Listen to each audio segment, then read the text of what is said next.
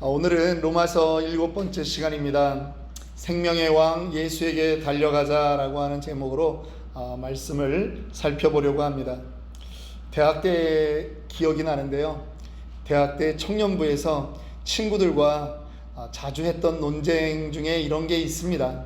인간은 태어날 때 선하게 태어났을까 악하게 태어났을까 하는 것이죠. 철학적으로 얘기하면 성선설이 옳으냐 성악설이 옳으냐 하는 것입니다. 그런데 그런 얘기를 하다 보면 생각지 않은 친구들이 강하게 자기 의견을 얘기하는 경우가 있었는데, 어떤 직업에 종사하던 친구들이냐 하면 유치원에서 일하는 선생님들이었습니다. 유치원에 일하는 선생님들이 이 성선설을 반대하는 겁니다. 아이들을 처음에 이렇게 살펴주고 그렇게 관리할 때는 아이들이 천진난만하다, 순진하다 그렇게 생각하고 그 잡을 전공까지 하고 그렇게 유치원으로 갔는데, 실제 유치원에서 아이들을 살피다 보면 아이들의 모습이 그렇지 않다라고 하는 거죠. 영악하다라고 하는 것입니다. 아이들 안에 악한 것이 보이는 거죠. 그래서 넘어진 친구를 일으켜주기보다는 넘어진 친구를 밟는 애들이 있는 것입니다. 그리고 나쁜 일을 하는 애를 말리는 것이 아니라 그 아이 옆에서 또 나쁜 일을 같이 하는 애들이 있는 거죠. 그리고 선생님들이 뭐 먹을 거라도 나눠주면 자기는 이미 받았는데 또 받겠다라고 떼를 쓰는 아이들이 있는 겁니다. 그래서 교육 현장에서 이 아이들을 가르치는 선생님들은 성선설을 지지하는 사람들이 없어요. 전부 다 우리 아이들은 태어날 때부터 어떻게 보면 악한 것이다, 그렇게 성악설을 지지하는 그러한 사람들이 많았던 것을 기억합니다. 이 논쟁은 오늘날도 계속되고 있습니다. 성경은 그런데 이 논쟁에 대해서 과연 무엇이라고 말할까요? 성경은요, 인간이 선하게 창조되었지만 우리의 선조 아담의 범죄로 인해서 모든 인류가 악한 본성을 가지고 태어나게 되어 있다라고 말씀하고 있습니다. 이러한 가르침을 신학적으로는 원죄다라고 얘기합니다. 원죄. 오늘 로마서 5장은 1절부터 11절까지 예수를 믿음으로 인해서 의롭게 된 사람이 누리게 되는 그 축복에 대해서 언급하고 있고, 이제 12절부터 21절까지는 이 원죄와 구원의 보편성 그리고 그 근거에 대해서 말씀하고 있습니다. 저는 오늘 이 본문에 대해서, 이 본문을 읽으면서 우리가 가장 많이 접하게 되는 그 단어 3가지를 가지고 오늘 여러분들과 함께 은혜를 나누고자 합니다. 첫 번째, 우리가 본문을 읽으면서 가장 많이 등장하는 단어는 한 사람이라고 하는 단어입니다. 본문에서 바울은 인류의 조상인 아담과 예수님을 대조시키면서 이 죄와 구원의 문제를 다루고 있습니다. 먼저 본문은 그 죄의 기원을 12절에서 말하고 있습니다. 이러므로 한 사람으로 말미암아 죄가 세상에 들어오고 죄로 말미암아 사망이 들어왔나니 이와 같이 모든 사람이 죄를 지었으므로 사망이 모든 사람에게 이르렀느니라. 여기서 한 사람은 누구를 말할까요? 아담입니다. 성경은 아담이 범죄하였기 때문에 죄가 세상에 들어왔다라고 말합니다. 그리고 그 죄 때문에 우리 인류가 죽음을 직면하게 되었다라고 그렇게 기록하고 있습니다. 하나님께서 아담을 창조하시고 그를 에덴 동산에 세우십니다. 그리고 창세기 2장 16절 17절의 말씀을 보면 하나님이 아담과 함께 언약을 세우는 것입니다. 여호와 하나님이 그 사람에게 명하여 이르되 동산 각종 나무의 열매는 네가 임으로 먹되 선악을 알게 하는 나무의 열매는 먹지 말라. 내가 먹는 날에는 반드시 죽으리라 하시니라. 그러나 어느 날 아담은요, 이 하나님과의 그 약속을 가볍게 여겼습니다. 그리고 선악과를 따먹었습니다. 순종해야 할 피조물의 신분을 어기고 불순종의 길로 걸어갔던 것입니다. 그렇다고 해서 그가 바로 죽었느냐? 육신의 나이는 930세까지 살았습니다. 그리고 그 후에 그가 죽게 되었습니다. 그런데 아담의 범죄와 그에 대한 책임이 아담 한 사람의 죽음으로 끝나지 않는다라고 하는 것을 성경은 우리에게 똑똑히 말해주고 있습니다. 12절 중간에 보면 이와 같이라고 하는 말입니다. 아담 한 사람이 죄를 지었는데요, 이와 같이 모든 사람도 죄를 지었다라고 하는 뜻입니다. 그 결과로 아담에게 사망이 임했던 것처럼 모든 사람에게 사망이 임한 것을 성경은 말하죠. 아담에게 첫 번째 사망이 임한 것은 무엇입니까? 하나님과 단절된 것입니다. 그리고 그가 육신이 죽게 되었던 것을 말합니다. 바로 이것이 원죄입니다. 아담의 죄가 나에게도 전가되어 나도 죄를 지은 자가 되었다. 이제 성경은 우리에게 그렇게 정의하고 있는 것입니다. 이 원죄의 교리를 참 받아들이기 어렵습니다. 어떻게 보면 합리적이지 않은 것 같고 불공평한 것 같습니다. 제가 어렸을 때 간혹 그러한 경우를 목격하게 되었습니다. 어떤 것이냐 하면 제 친구들 가운데 어느 날 갑자기 그 집이 망했다는 겁니다. 그런데 무슨 사업을 하는 집이 아닌데 집이 망했다는 거예요. 그래서 알고 보면 그 친구의 아버지가 어느 날 친한 친구 혹은 그 친척들의 사업 빚보증을 쓴 거지요. 사업을 하려고 하니까 몇 억의 돈이 필요했는데 그것을 은행이 융자를 해줘야 되는데 그 정작 돈이 필요한 사람은 자기의 재산을 다 털어도 그 돈만큼의 값어치가 안 되는 겁니다. 그러니까 다른 사람들이 연대보증을 쓰는 거죠. 오늘날도 한국에서는 아직까지 그러한 연대보증 제도가 남아있는 것으로 알고 있는데요, 이 연대보증을 쓰고 나서 처음에 몇 년간은 걱정 없이 그냥 잘 지냈습니다. 사업도 나름대로 잘 되는 것 같아서 자기가 언제 그런 보증에 사인을 했는지 모르고 그 아버지도 지냈던 것이죠. 그런데 5, 6년이 지난 어느 날 갑자기 은행이 나와서 그 집에다가 새빨간 차업 딱지를 다 붙이는 것입니다. 그리고 그 집의 소유권도 넘어가는 겁니다. 하루아침에 우리 친구들이 그냥 가재도구 몇 개 가지고 거리에 나앉은 겁니다. 여러분 참 이상하지 않습니까? 아버지가 사인을 했는데요, 자식들과 아내가 다 고생을 해야 되는 그러한 일이 발생하는 것입니다. 그래서 한국에서는 어른들끼리 이런 농담도 합니다. 보증 쓰는 자식은 낳지도 말라. 요즘은 하나 더 들었습니다. 주식하는 자식은 낳지도 말라고요. 그런데 이 보증을 쓸 때 세상의 법은 어떻게 이해하는지 아십니까? 비록 아버지가 사인했지만 아내와 자식도 그 사인에 모두 인정했다라고 하는 것입니다. 그러니까 빚도 상속이 되는 것입니다. 재산만 상속이 되는 것이 아니라요, 빚도 상속이 됩니다. 이것을 우리는 쉽게 말해서 대표성의 원리다라고 말합니다. 아담은 인류를 대표하는 사람이었습니다. 하나님과 언약을 맺을 때 하나님은 그를 단 한 사람으로 보지 않았습니다. 비록 그는 한 사람이었지만 인류의 대표로 세워졌기 때문입니다. 그래서 아담이 범죄했을 때 혼자만 범죄한 것이 아니라 온 인류도 같이 범죄한 것이 되었던 것입니다. 19절 본문은 이 사실을 이렇게 말하고 있습니다. 한 사람의 순종치 아니함으로 많은 사람이 죄인 된 것 같이, 한 사람이 순종하지 아니했는데 많은 사람이 동일하게 죄인이 되었다라고 하는 것입니다. 우리가 그렇게 된 신세인 것입니다. 아담의 죄가 우리들에게 모두 전가된 것입니다. 그런데 성경에서는 또 다른 한 사람을 말하고 있습니다. 첫 번째 아담과 같지 않은 다른 두 번째 아담이 있다라고 합니다. 그가 누구입니까? 예수 그리스도이십니다.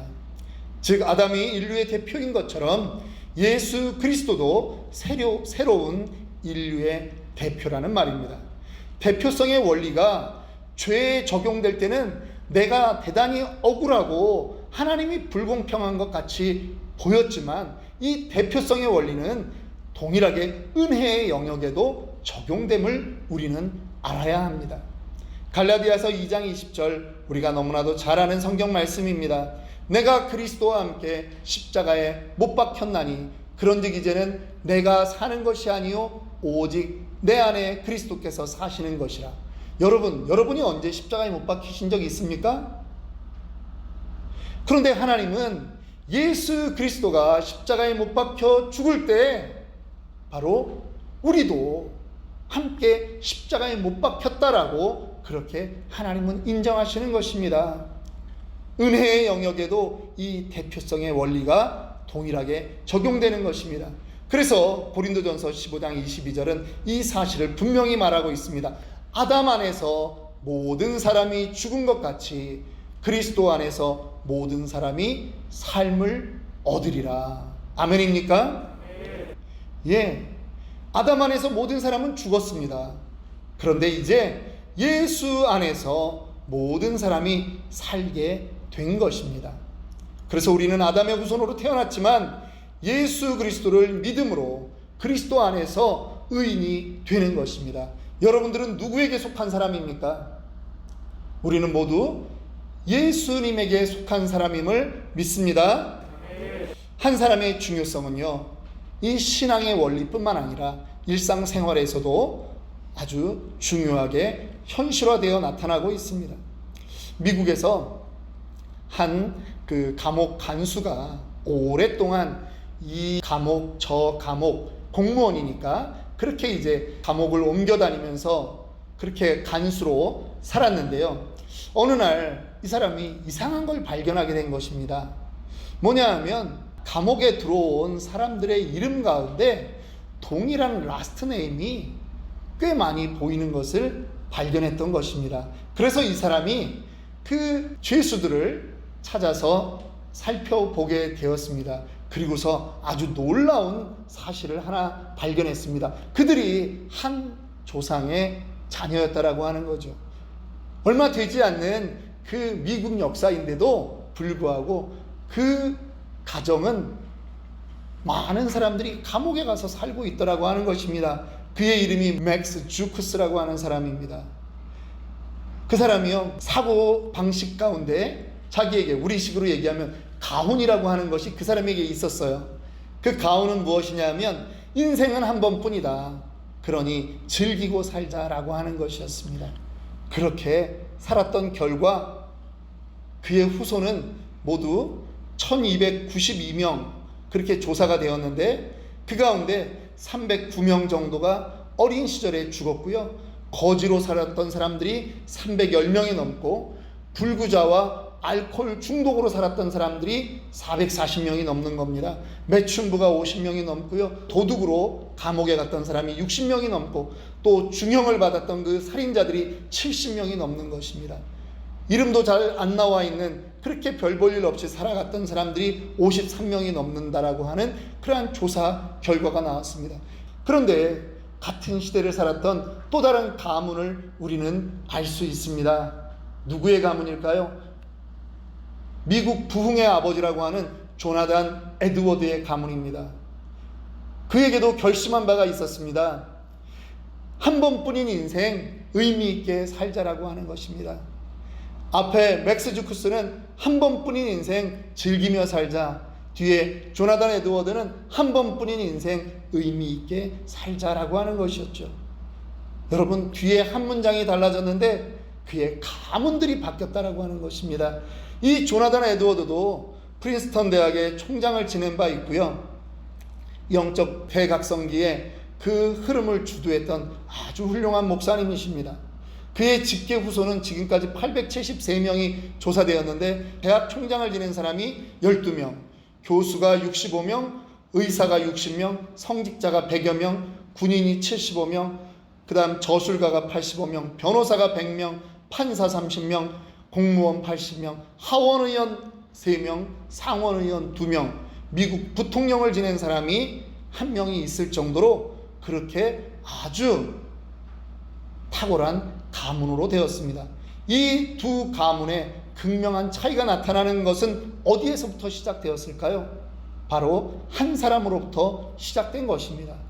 여러분, 한 사람의 마음을 어떻게 먹고 사느냐, 그것은 단지 우리의 신앙뿐만 아니라 우리의 생활 영역에도 중대한 영향을 미친다라고 하는 것입니다. 오늘 본문에서 두 번째로 많이 등장하는 단어가 있습니다. 그것은 왕노릇이라고 하는 단어입니다. 왕은 어떤 사람입니까? 왕은 통치자입니다. 지배하는 사람입니다. 그래서 왕노릇한다라고 하는 말은요, 지배한다라고 하는 말을 의미하는 것이죠. 미국 사람은 미국 법의 지배를 받습니다. 예외가 없습니다. 알래스카 그쪽에 살든 저 하와이 또 다른 작은 섬에 살든 미국 사람은 미국 법의 통치를 받습니다. 한국 사람은 한국 법의 지배를 받게 되겠죠. 중요한 것은 무엇입니까? 이 왕노릇이라고 하는 단어를 보았을 때 중요한 것은 이 지배받는 것에 단 한 명도 예외가 없다라고 하는 말입니다.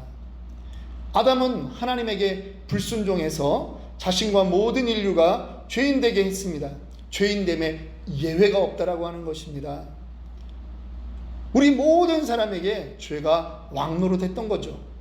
죄에 익숙해져 있는 사람들은요, 죄의 지배하에 계속 있게 되고요, 그 결과는 사망이었습니다. 14절은 이렇게 말합니다. 그러나 아담으로부터 모세까지 아담의 범죄와 같은 죄를 짓지 아니한 자들까지도 사망이 왕노릇하였나니 아담은 오실자의 모형이라.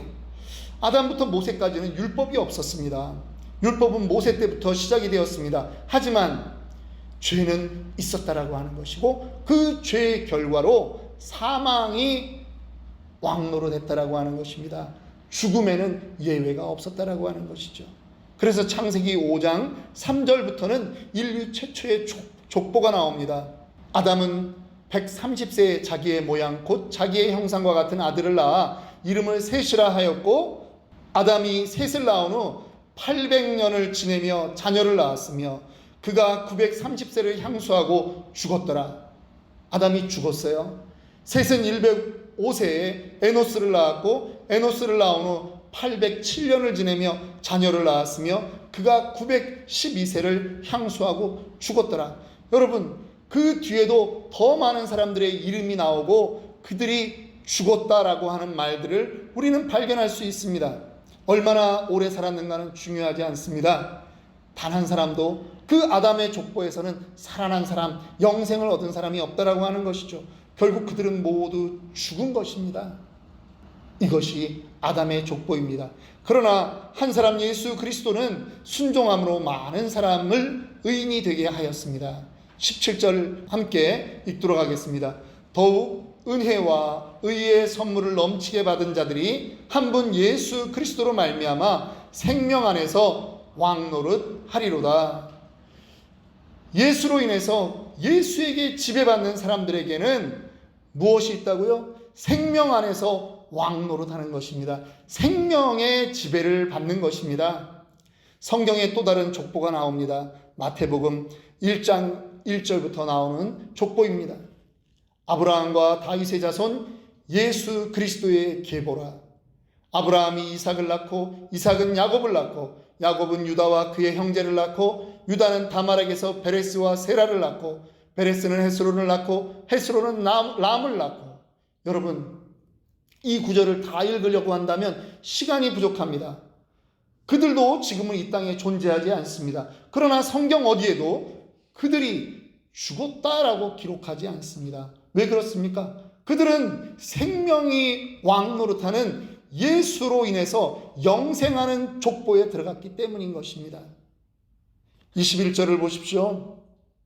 이는 죄가 사망 안에서 왕노릇한 것 같이 은혜도 또한 의로 말미암아 왕노릇하여 우리 주 예수 그리스도로 말미암아 영생에 이르게 하려 함이라. 과거에 나에게는 죄와 사망이 왕노릇했습니다. 나는 죄와 사망의 지배를 받고 살았습니다. 그 죄와 사망의 뒤에 무엇이 있었을까요?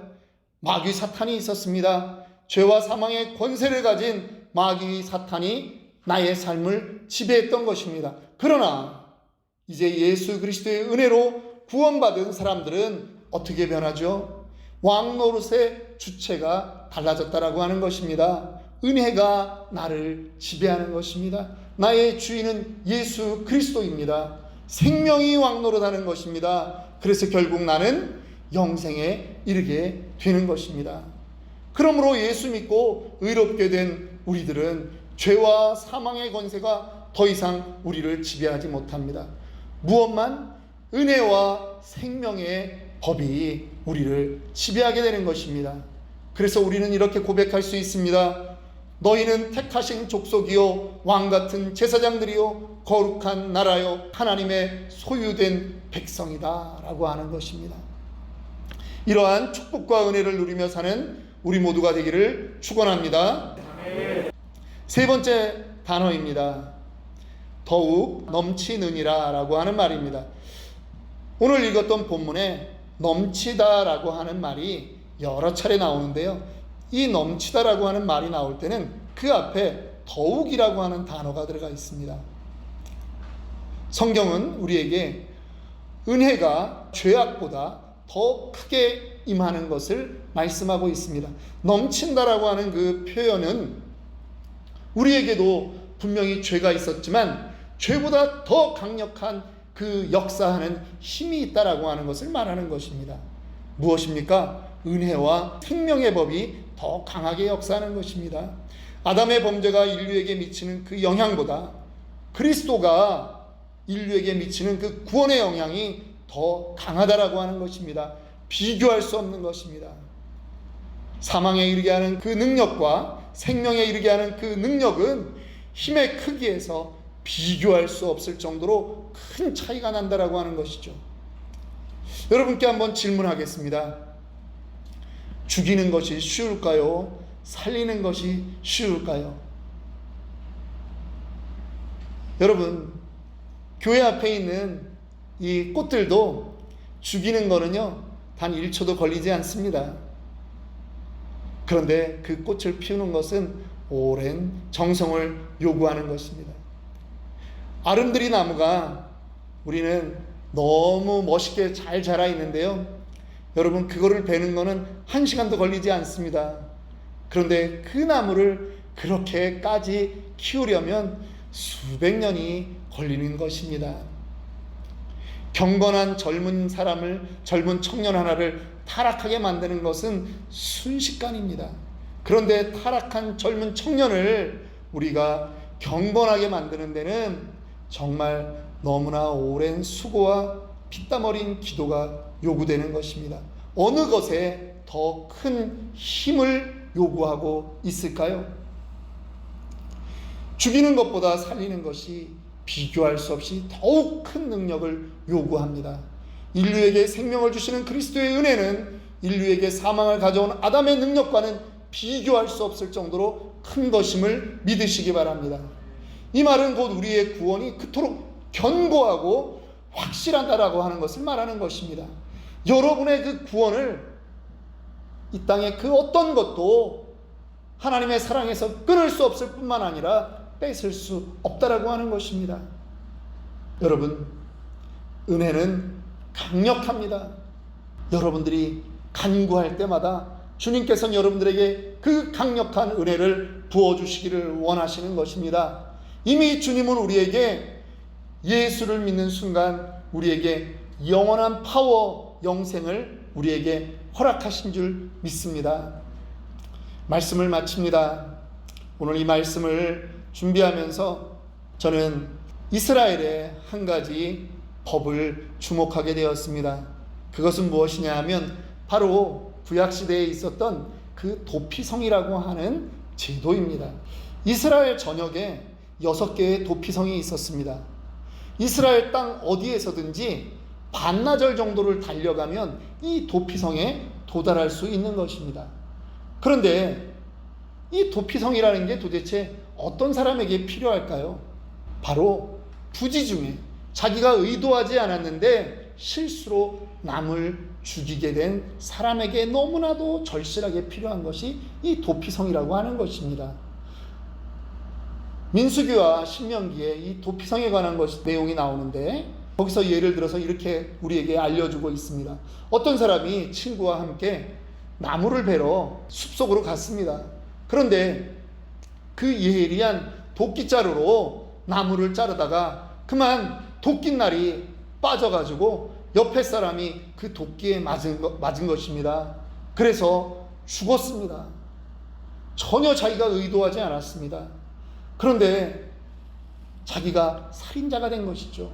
그뿐 아닙니다. 이스라엘에는 고엘이라고 하는 제도가 있습니다. 그 고엘이라고 하는 것은 가까운 친척이 그 사람의 억울함이라든가 대물림에 대한 것들을 갚아주는 것입니다. 그래서 기업 무르는 자다라고 말하는 것이죠.